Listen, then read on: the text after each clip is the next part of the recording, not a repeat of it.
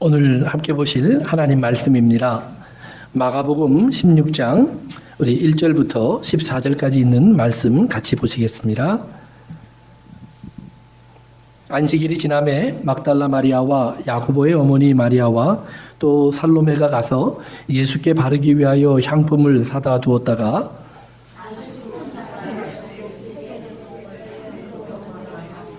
서로 말하되 누가 우리를 위하여 무덤 문에서 돌을 굴려 주리요 하더니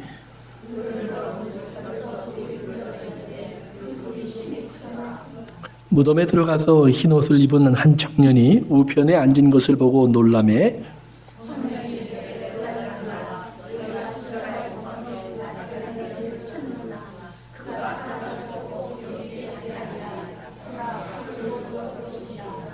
가서 그의 제자들과 베드로에게 이르기를 예수께서 너희보다 먼저 갈릴리로 가시나니 전에 너희에게 말씀하신 대로 너희가 거기서 배우리라 하라 하는지라.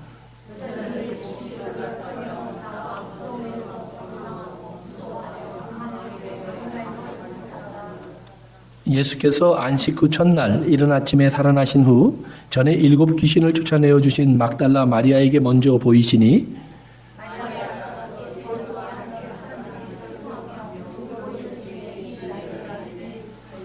그들은 예수께서 살아나셨다는 것과 마리아에게 보이셨다는 것을 듣고도 믿지 아니하니라.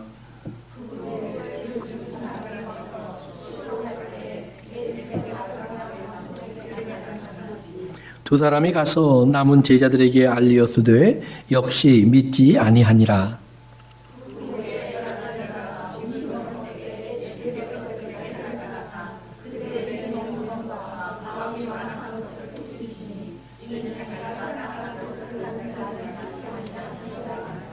아멘, 아멘.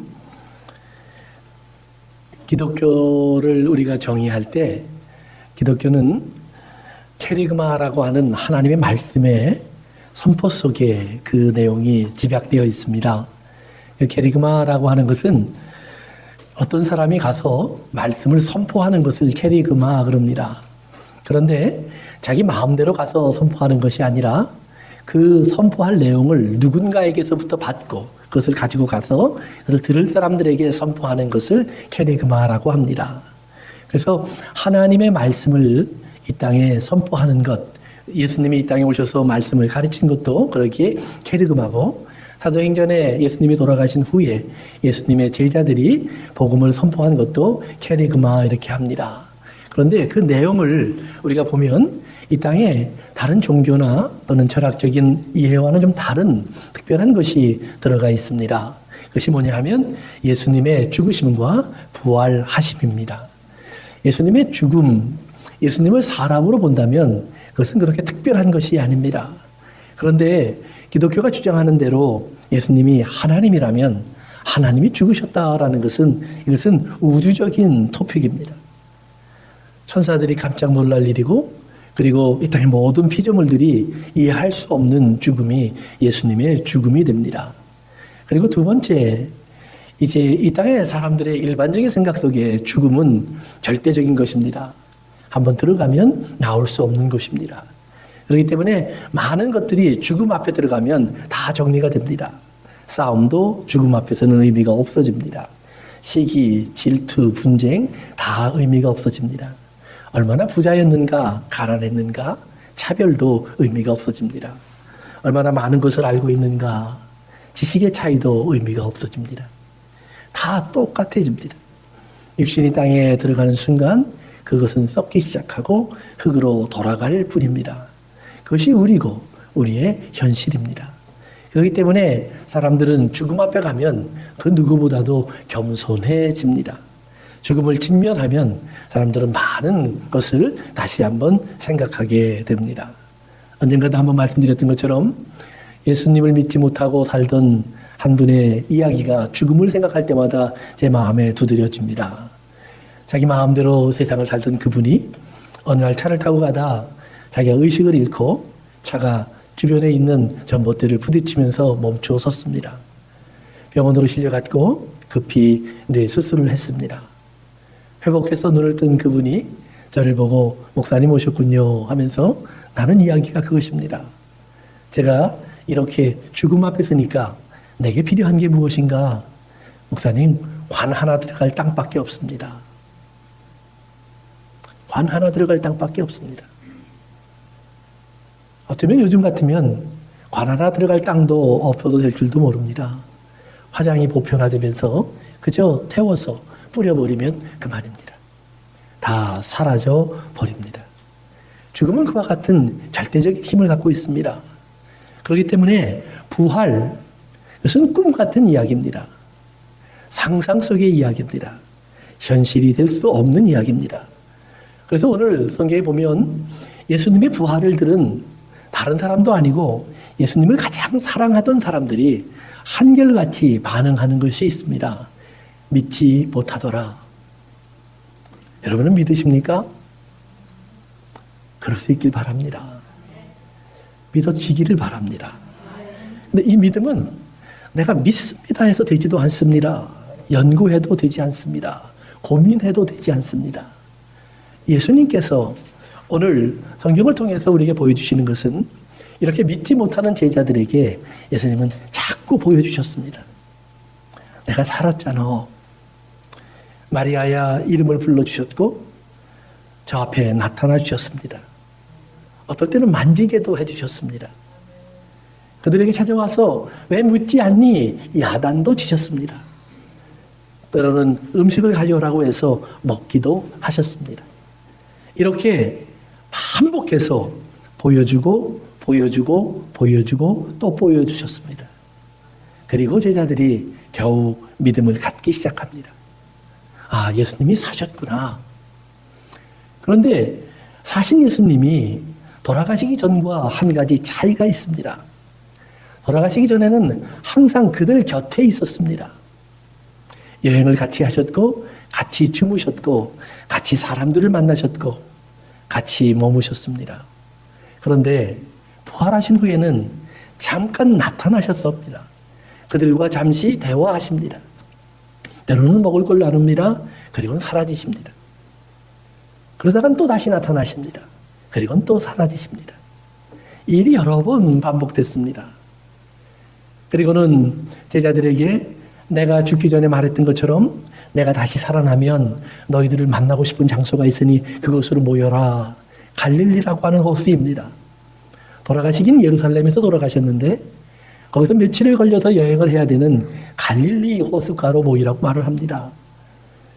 제자들이 처음에는 믿지 못하기에 갈릴리로 갈 생각을 안 했지만 번번이 나타나는 예수님을 통해서 그 믿음을 갖게 되었고 갈릴리로 갑니다. 그곳에서 예수님과 함께 다시 한번 만남을 갖고 예수님의 가르침을 받습니다. 그리고는 예루살렘으로 돌아와 기다립니다. 그리고 마침내 예수님이 하루는 그들을 다 불러내십니다.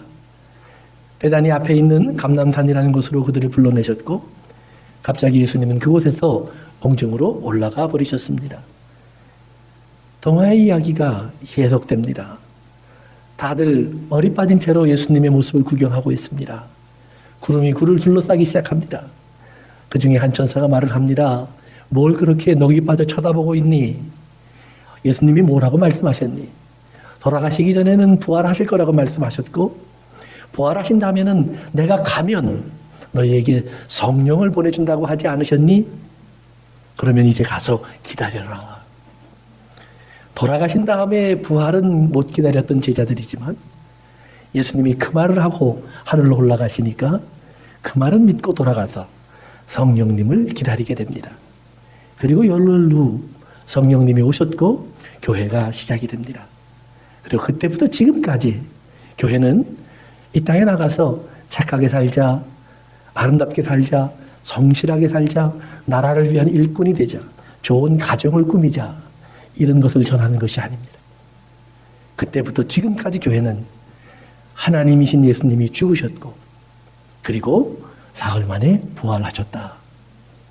그리고 하늘로 오르셨고 우리에게 성령을 보내주셨다.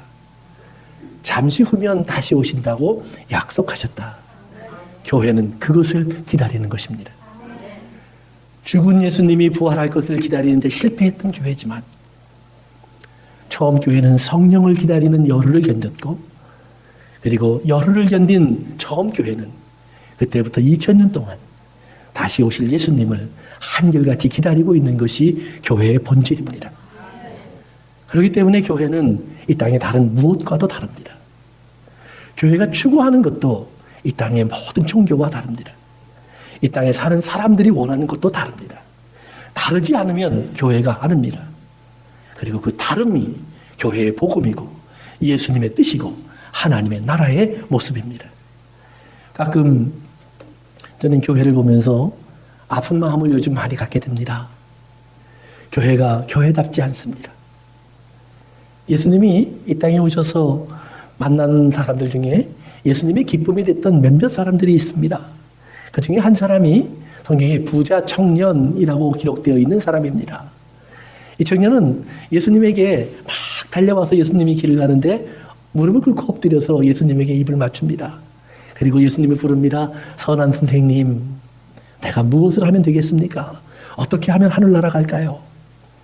성경에 보니까 예수님이 그를 사랑하셨다. 사랑하는 성도 여러분, 오늘 여러분이 주님 앞에 나와 예배드리는 모습, 주님 앞에 그렇게 보이길 원합니다. 주님이 여러분을 보는 순간 I love you 이 말이 쑥 튀어나오길 바라요. 그런데 들어오는 순간 아이고 저 웬수 또 왔네. 얼굴을 찌푸리고 들어오는 그런 사람 말고, 불평과 원망의 사람 말고, 주님이 그를 보는 순간 아름다울 수 있는 사람, 참 귀한 사람이에요. 그런데 그 사람이 엎드려서 주님 앞에 하는 말이 그렇습니다. 주님, 내가 무엇하면 되겠습니까? 성경에 그는 부자라고 되어 있습니다. 관원이라고 되어 있습니다. 칭찬받는 자라고 되어 있습니다. 그에게는 아쉬운 게 별로 없습니다. 그렇게 열심히 살았습니다. 예수님이 십계명 지켜 그랬더니 어려서부터 다 지켰습니다. 대단한 사람입니다. 그런데 그가 아직도 무언가 모자라는 걸 느낍니다. 주님 하라고 하시면 뭐든지 하겠습니다. 그때 주님이 그에게 대답합니다. 내게 한 가지가 다 부족한데 그거 하고 날 따라와. 그러면 날 따라올 수 있어. 그러면 하늘의 보물이 네 것이 될 거야. 그 한 가지가 뭔 줄 아십니까? 예, 자기 재산을 다 팔아 가난한 자에게 주고 나를 따라와. 예, 저도 한숨이 나올 것 같아요. 그럴 수 있을까요? 없으면 되는데 있으면 안 됩니다. 가난하면 되는데 부자면 안 됩니다. 근데 거기에 나온 숙제가 뭐냐면 부자입니다. 얼마나 큰 부자일까요? 빌 게이츠나 워런 버핏처럼 내가 죽기 전에 내 재산을 다 나누어 주고 갈 거야. 나누어 주기 위해서 애를 쓰고 있습니다. 자식들에게는 안 물려주겠다고 그래요. 그것도 쉬운 일은 아닐 거예요. 그런데 다 나누어 주고 나를 따라와. 엄청난 도전이 던져졌습니다. 사랑을 받았지만 돌았습니다. 뭐든지 할 수 있을 줄 알았는데 그거는 못하겠습니다. 꼭 기억하세요. 여러분 신앙생활 하면서 내가 주님 뭐든지 하겠습니다. 교회를 건축하라고 하면 건축할 거고요. 페인트 칠하자고 하면 칠할 거고요. 친교 준비하자고 하면 밥할 거고요. 기도하자면 새벽기도 나올 거고요. 다 하겠습니다. 그런데요, 예수님은 꼭 집어서 내가 못할 것 한 가지를 하라고 하십니다. 내가 하겠다는 많은 것이 있는데 그것만 해도 훌륭한데 그것 말고 너 이것 해. 내가 할 수 없는 한 가지. 그 한 가지를 주님은 하라고 하십니다. 그러면 우리는 다 그 청년처럼 고개 숙이고 돌아가는 거예요. 너무합니다, 주님.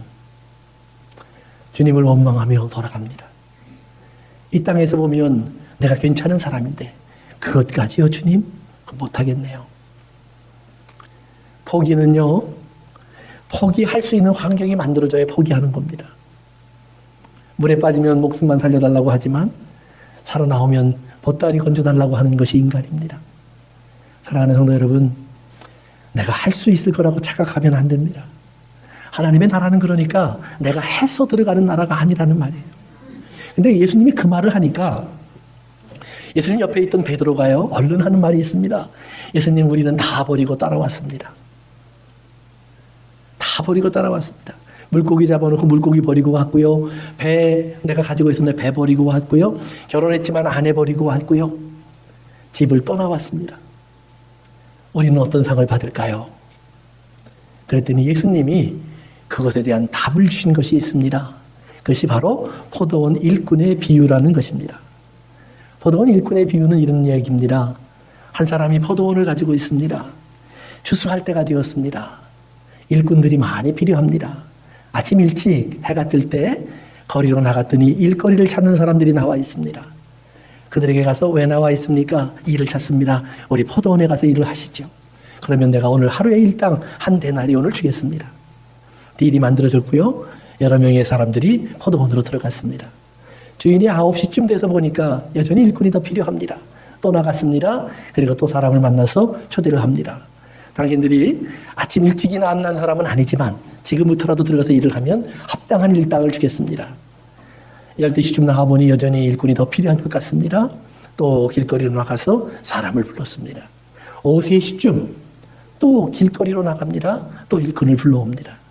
신기한 것은 저녁 5시, 1시간밖에 남지 않았는데 또 한 번 나갑니다. 그리고 일꾼을 불러옵니다. 12시까지는 그래도 이해가 됩니다. 혹시 3시까지면 남은 추수를 맞아 바짝 끝내기 위해서 혹시라도 남은 것을 다 끝내기 위해서 그럴 수 있다 이해가 됩니다. 그러나 5시요? 일하던 사람도 일을 멈추기 시작하는 시간입니다. 제가 미국에 와서 공장에서 일을 한 적이 있는데요. 공장에서 일을 하면서 느낀 것이 하나가 있어요. 이 사람들은요, 아침에 일찍 일을 시작하는데 딱 2시간이 되면 브레이크 타임을 갖습니다. 그런데 브레이크 타임 전에 한 15분 전부터 브레이크 타임을 준비하는 시간을 갖습니다. 일하다가요, 도구가 있으면 도구 다 정리해서 집어넣고요. 또 미리 갔다 오는 동안에 문제 생기면 안 되는 건 다 잠궈 놓고요. 이러느라고 한 15분 전에 일을 끝내요. 그러면서 정리하는 시간을 갖습니다. 그리고 가서 커피 한 잔 마시고 와요. 그리고 와서 다시 준비하는데 한 또 10분 더 시간을 갑니다. 그리고 한 2시간 일하면요, 점심시간이에요. 점심시간 15분 전부터 점심 준비합니다. 그리고 점심 먹고 오면은요, 또 툴 다 다시 꺼내야 돼요. 다 이렇게 벌려놓고 다시 일을 시작합니다. 그리고 2시간 지나면 또 커피 한 잔하고, 그리고 또 2시간 지나면 집으로 갑니다. 제가 볼 때는 하루 8시간인데 한 6시간? 이것밖에 제대로 일을 안 하는 것 같아요. 근데 제가 나중에 놀란 것이 있어요. 한국 사람들이 12시간 일하는 것보다 미국 사람 6시간 일하는 것이 더 효율적입니다. 지금도 한국 사람들이 차 한 대 만들면 미국 사람들은 차 2대 정도를 만듭니다. 일을 더 많이 하는 것 같은데 이상해요.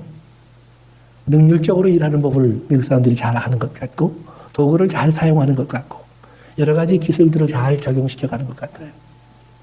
어쨌든 늦게 온 일꾼들은 겨우 1시간을 일하는 겁니다. 별로 할 일도 없었을 겁니다. 정리하는 일이나 좀 도왔을까요? 그런데 일을 마치고 나니까 주인이 나중에 온 사람부터 불러냅니다. 그리고 한 데나리온을 줍니다. 아마 다른 일꾼들의 기대감이 확 올라갔을 거예요. 와우, 1시간 한 데나리온? 3시쯤 온 사람들이 가서 임금을 받는데 혹시 그랬는데 한 데나리온이니까 그럴 수도 있지 갑니다. 12시쯤 온 사람들이 가서 받았을 때 불평이 조금 나오려고 합니다. 자꾸 쳐다봅니다. 죄송합니다. 아마 이런 기분이었을 거예요.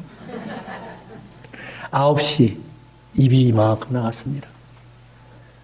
아침 6시부터 온 사람들 똑같은 임금을 받으니까 불평합니다. 이런 법이 어디 있습니까? 그때 주인의 대답이 무슨 소리니? 내가 약속한 대로 줬잖아. 약속한 대로. 나머지 사람들에게 내가 더 준 것은 내가 손해보면서 좋은 일 한 거야. 왜 칭찬 안 해주고 너희들이 그거 갖고 불평하니? 어떻게 보면 말도 안 되는 이야기를 주님은 그렇게 하고 있습니다. 그런데 그것이 주님, 내가 무엇을 더 하면 될까요에 대한 답이라는 말입니다. 아침 일찍부터 한 사람, 더 많이 일한 사람입니다. 근데 왜 불평할까요? 자기는 더 많이 했다고요. 나중에 와서 1시간 일한 사람이 빈둥대고 놀던 논팽이처럼 보이니까요. 그런데 그 1시간 일한 사람이 자기 하나밖에 없는 아들이에요. 집을 나갔다가 거지가 되어서 구걸하던 아들이에요. 그렇지 않아도 찾고 있던 아들이에요. 그런데 어디서 이 주인이 내 아들을 찾았는지 데려다가 1시간 일을 시키고는 아침부터 와서 일하는 자기와 똑같은 임금을 주고 있어요. 자기가 그렇게 사랑했던 아내예요. 가정이 어려워지면서 집을 나갔던 그 아내. 무엇을 하는지 몰랐던 그 아내가 다 떨어진 옷을 입고 그곳에 와서 땀 흘리고 일을 하고 있었어요. 1시간 동안. 고개도 들지 못하고요. 주인이 한 데나리온을 주는데 그 한 데나리온을 받고 뒤돌아서 나가고 있어요. 그러면 아침 6시에 왔던 남편은 어떻게 할까요? 쫓아가지 않겠어요? 붙잡지 않겠어요? 그 손을 붙잡고 주인에게 와서 감사합니다 하지 않겠어요? 사랑하는 성도 여러분, 하나님의 나라는 난 아침 6시부터 일했어요, 나는 저녁 5시에 왔어요를 따지는 나라가 아니라 하나님의 나라는 내 잃어버린 사람을 찾는 나라입니다. 잃어버린 사람을 찾는 나라예요. 예수님이 왜 십자가를 져야 되는가? 예수님이 왜 그렇게 죽으셔야 됐는가? 하나님의 나라이기 때문입니다. 하나님이 사랑하셔서 하나님이 지으신 사람들이 세상의 유혹과 잘못된 것에 속아서 다 딴 길로 갔어요. 제 마음대로 살고 있어요. 그들이 내 형제요, 내 자매인 걸 우리는 모르고 살아요. 우리가 한 가족이라는 걸 우리는 종종 상실해요. 기억하는 것 같지만 그렇지 않아요. 여러분, 공산당 혁명이 났던 소련의 그 가장 중심에 있던 황제와 귀족들은요, 정말 열심히 교회를 섬기던 사람들이에요. 왜 그렇게 예배를 잘 드리고 기도를 많이 하고 자기 재산을 다 바쳐서 아름다운 성전을 지어놓은 사람들이 왜 가난한 사람들의 원수가 됐을까요? 왠지 아세요?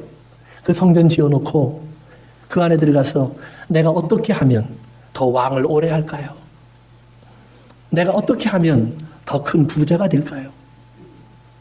그들은 내가 어떻게 하면 플러스 알파를 얻을까? 그걸 구했지.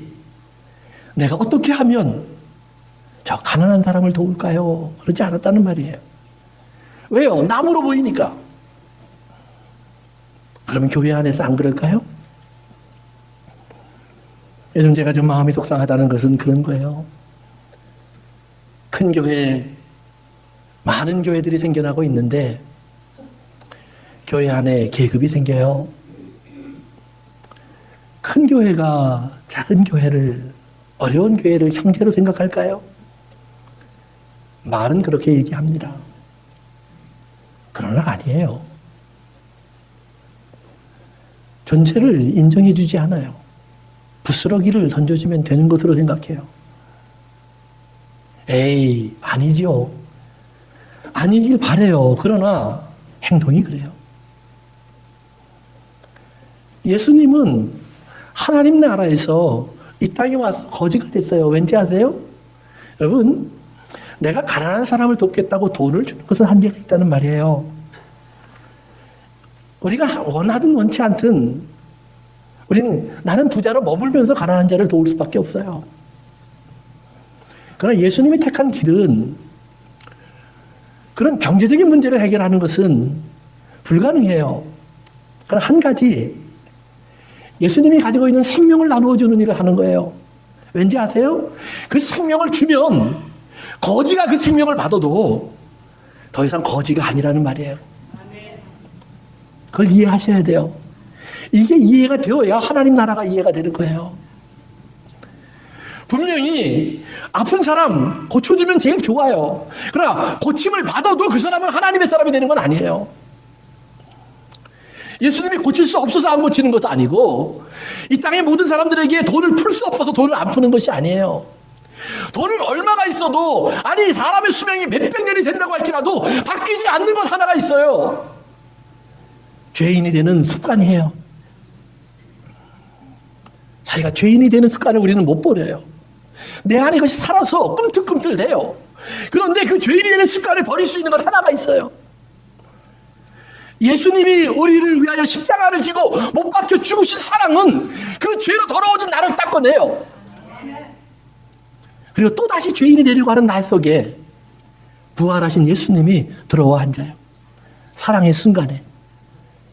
재미있는 건요, 예수님을, 우리는 사랑해서 예수님을 모시지만 예수님이 다시 불편해질 때가 많다는 것도 아셔야 돼요. 안 그러세요? 저는 그래요.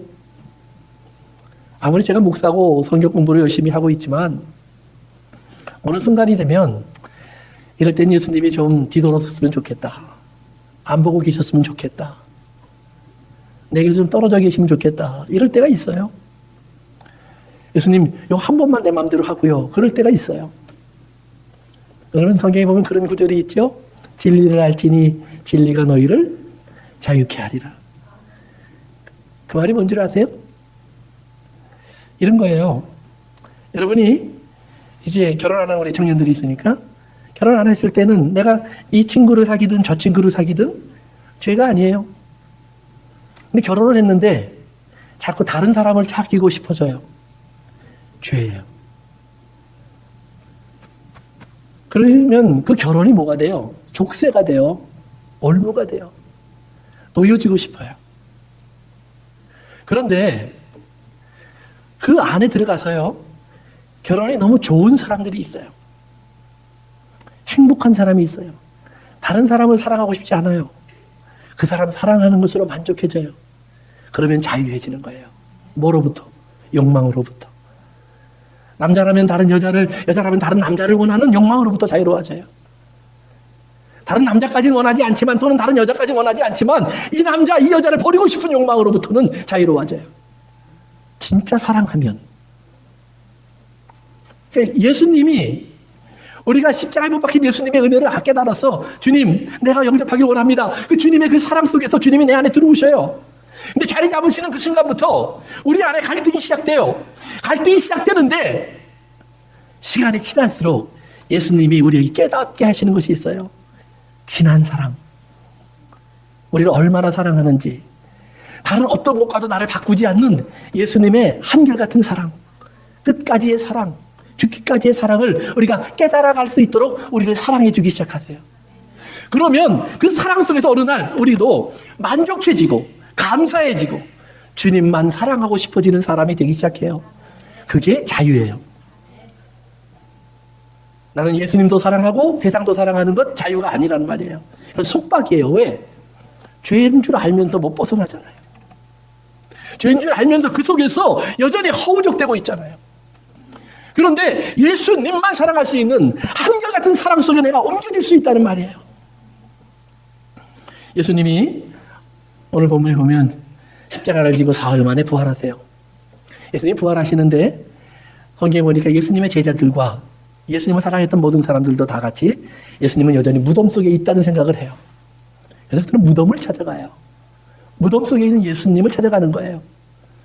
그들이 기대하는 것은 시신이에요. 살아나신 예수님이 아니에요. 왜요?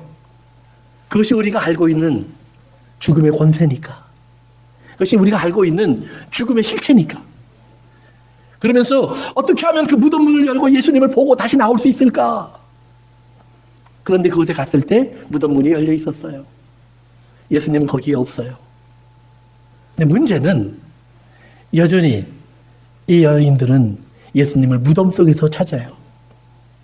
무덤 안에 있어야 되는데. 베드로도 와서 들여다보고 무덤 안에 계셔야 되는데, 살아나셨을 거라는 생각은 안 해요. 무덤 안에 계셔야 되는데 그러는 거예요. 그 무덤 안에 실제로 갇혀있는 사람은 예수님이 아니라 우리예요. 그 생각 때문에 우리는 그 무덤을 못 벗어나고 있다는 말이에요. 여전히 예수 그리스도를 믿으면서 무덤 문이 열려서 예수님이 나온 것처럼 우리가 거기서 나와야 하는데, 아니요, 우리는 여전히 안 나오고 있다는 말이에요. 예수님이 무덤에 들어가야 될 그 모습을 그대로 하고 있다는 말이에요. 어떤 모습이요? 예수님, 내게 좋은 자리 주세요. 제자들이 예수님이 십자가 지기 직전에 싸웠던 얘기예요. 내가 높은 자리, 부자의 자리, 성공하면 가장 인정받는 자리, 거기에 내가 들어가고 싶습니다. 세상적인 생각을 그대로 하고 있었던 제자들의 모습이 예수님을 무덤 속으로 밀어넣었잖아요. 우리 오빠를 살려주세요. 나사로의 죽음을 겪어든 마리아와 마르다가 예수님에게 간청했던 이야기예요. 근데 예수님이 늦게 오시면서 나사로가 죽어버렸어요. 죽은 지 나흘이 돼서야 돌아오셨어요. 거리적으로요, 반나절 거리예요. 그러면 달려오셨어야죠. 안 왔어요. 일부러 늦추셨어요. 일부러. 일이 있었던 것도 아니에요. 그리고 오셔서 마리아와 마르다가 우니까 성경에 그렇게 나와요. 예수님이 통분히 여기셔요. 화가 나셨어요. 왜요?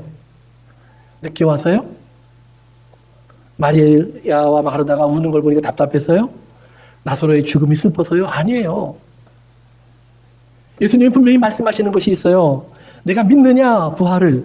예, 믿습니다. 그날이 오면. 예수님 뭐라고 그러세요? 내가 믿으면 지금 보리라. 그런데 그 지금 보리라는 말을 듣고도 안 믿잖아요. 뭐에 사로잡혀서요? 여전히 자기 생각에 사로잡혀서요. 내가 알고 있는 이론과 내가 알고 있는 지식과 내가 살아온 경험과 사람들이 말하는 세상의 이야기 속에 다 사로잡혀서 하나님 나라는 그 이상일 거라는 생각을 안 한다는 얘기예요. 여러분, 천국이 왜 좋으세요? 배부르니까요? 안 아프니까? 안 죽으니까? 좋은 일만 있으니까? 그런데 물어보면 천국에서 너무나 많은 사람들은 나는 저 사람보다 큰 집을 갖고 싶어요 그러잖아요. 나는 저 사람보다 높은 자리에 앉고 싶어요 그러잖아요. 하나님 나라의 상을 얘기하면서 나는 더 열심히 한 이유가 있어요. 더 많은 것을 갖기 위해서라고 우리 종종 얘기하잖아요. 어리석은 생각이에요. 포도원 일꾼의 비유처럼 내가 한 데나리온을 받는데 나중에 온 사람이 한 데나리온을 받는 것이 기쁨이 될 수 있는 사람이 천국의 사람이에요. 불평하면 처음 된 자는 나중 되는 거예요. 그 말은 지옥 간다는 말이에요. 지옥에 있었던 사람이 천국으로 가는 거예요. 나중 된 자가 먼저 된다는 이야기예요. 이것이 하나님의 나라잖아요.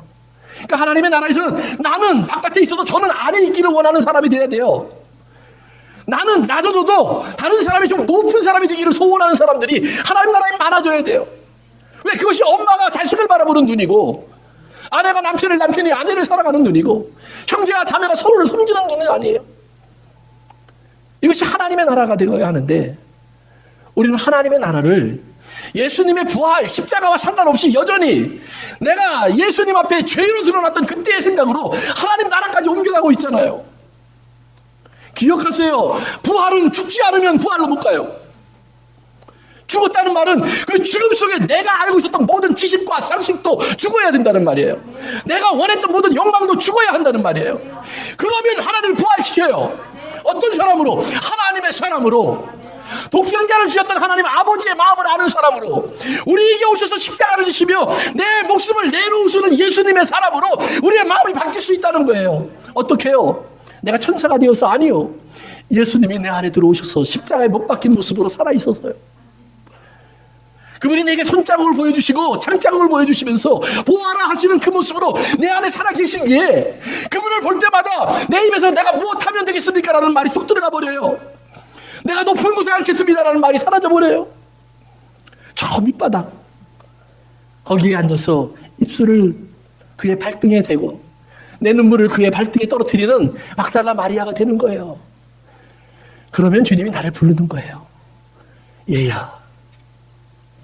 사랑하는 성도 여러분, 하나님의 교회가 지금 너무나 많이 무덤 속에 이 모든 것을 가지고 들어가서 예수님이 부활이라고 하는 무덤문을 열어놨음에도 불구하고 무덤의 악취마를 세상으로 내보내고 있다는 말이에요. 나사로의 무덤을 예수님이 열자라고 얘기하니까 예수님의 발을 붙잡고 주변의 사람들이 말렸잖아요. 죽은 지 나흘이 되어서 썩은 냄새밖에 안 납니다. 시체가 썩은 부패한 아주 역겨운 냄새가 난다는 거예요. 맞지요? 오늘 분명히 교회는 열린 무덤이 되어야 하는데 그 교회 안에 부활한 예수님이 생명의 향기가 있어야 할 교회 안에 무덤 속에 들어가 썩어져 버린 나사로의 시체와 같은 우리의 모습만 있으면 안 된다는 말이에요. 사랑하는 성도 여러분, 우리의 모습이 예수 그리스도와 함께 십자가에 못 박혀 죽어야 한다는 사실을 받아들이셔요. 그렇지 않으면 어떤 사람도 어떤 교회도 하나님의 부활의 생명의 모습을 이 땅에 선포할 수 없어요. 하나님의 교회가 성경에 나오는 적어도 하나님의 교회들은 그러기에 그들의 복음에서 세상이 말하는 부요, 성공, 행복, 평화, 즐거움, 쾌락, 향락 다 빠져 있어요. 거기는 고통, 어려움, 힘듦, 시험, 시련, 연단, 유혹 이런 말들이 있지만 그것에 승리하는 사람들의 기쁨이 있고 때로는 넘어지면 슬퍼하면서 주님을 매달리면서 주님의 사랑 속에서 여전히 다시 일으켜주는 주님의 성실한 사랑을 감사하면서 오늘도 내가 다시 일어날 수 있음을 감사하고 새롭게 출발할 수 있음을 찬송하는 그런 믿음의 승리자들의 노래가 성경을 채우고 있잖아요. 사랑하는 성도 여러분, 무덤이 열렸고 그 안에서는 죽음의 냄새가 없어요. 생명이 그의 동산을 감싸고 돌기 시작해요. 아가서에 보니까 4장에 신랑이 신부를 그렇게 표현해요. 내 신부는 잠긴 동산이요, 뚜껑에 덮인 운물이요, 막혀있는 샘물이구나. 그리고 그 신부의 속을 열어보니까 온갖 향기로 가득 차 있어요. 나도향의 향기가 가득 차 있고 침향의 향기가 넘쳐나고 있고 유향이 가득 차 있고 그런데 다 덮여 있어요. 잠겨 있어요. 신랑이 부르짖습니다. 북풍아 불어오라, 남풍아 불어오라. 이 아름다운 향기가 온 동산을 감싸게 하고 여기서 터쳐나가 온 세상을 덮게 하라. 불아마, 바람아 불어오라. 사랑하는 성도 여러분, 무덤이 열렸다는 말을 이해하셔야 합니다. 썩은 냄새가 나는 무덤을 여신 하나님이 아니에요. 하나님은 무덤에 갇혀 있었던 우리의 육체가 들어가면서 모든 더러운 것과 추악한 것 때문에 썩어질 것들이 가득 찼던 무덤문을 부활의 생명을 통해서 열어버리시는 거예요. 그리고 말씀하시는 거예요. 사망의 냄새를 맡으러 온 사람들에게 생명을 보여주시는 거예요. 예수님의 죽음을 확인하려는 사람들에게 그의 부활을 보여주시는 거예요. 그의 죽음 앞에 절망을 느끼며 내가 주님을 사랑했지만 더 이상은 아무것도 할 수 없는 사람, 더 이상은 기대할 수 없는 것, 더 이상은 따라갈 수도 없는 것, 더 이상은 함께 교제할 수도 없는 예수, 모든 것을 잃어버린 자에게 주님이 다시 등장하시는 거예요. 그리고 이제는 무덤에서 나와서 가자는 얘기예요. 무덤 속에 우리의 욕망은 집어넣고 무덤 속에 우리의 육체의 생각은 집어넣고 주님이 우리를 다시 살리신 새로운 몸을 갖고 가자는 말이에요. 이 몸뚱아리가 예수 믿기 전과 조금도 다를 것이 없는 것 같지만 아니요, 예수 믿기 전에는 옛사람이고 예수 믿고 나면 새사람이에요. 성령님이 들어올 수 있는 새로운 부대예요.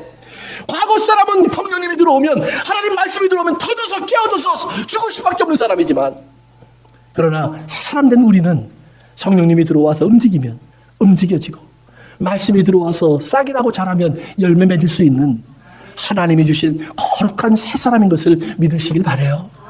사랑하는 성도 여러분, 부활을 믿는다는 것, 그런 것입니다. 부활을 믿는다는 것은 그저 단순히 예수님이 사셨다 해서 멈추는 것이 아닙니다. 예수님은 우리가 무덤 안에 썩음이 없는 걸 보기를 원하세요. 우리 육체 안에 더 이상 썩어질 것으로 완성되는 것이 아니라는 걸 보기를 원하세요. 이제는 썩어질 것이었지만 썩지 않을 것이 되고, 땅의 것이었지만 하늘의 것이 되고, 육체였지만 신령한 것이 되어서, 사랑하는 성도 여러분, 우리 예수 그리스도의 부활을 말할 수 있는 교회, 여러분과 제가 될 수 있기를 바랍니다. 이 땅의 사람들이 들어야 할 그 복음, 케리그마가 우리 교회 안에 살아있기를 바랍니다. 기도하겠습니다. 우리 잠시 생각해 봅니다. 예수님이 죽으셨습니다. 무덤 속에 묻히셨습니다. 우리의 모든 죄를 갖고 들어가셨습니다. 그리고 사셨습니다. 나오셨습니다. 그런데 우리는 그 무덤 안에 머물러 있으면 안 됩니다. 예수님은 나왔는데 나는 그 무덤 속에 머물러서 여전히 썩을 것을 따라가고 있으면 안 됩니다.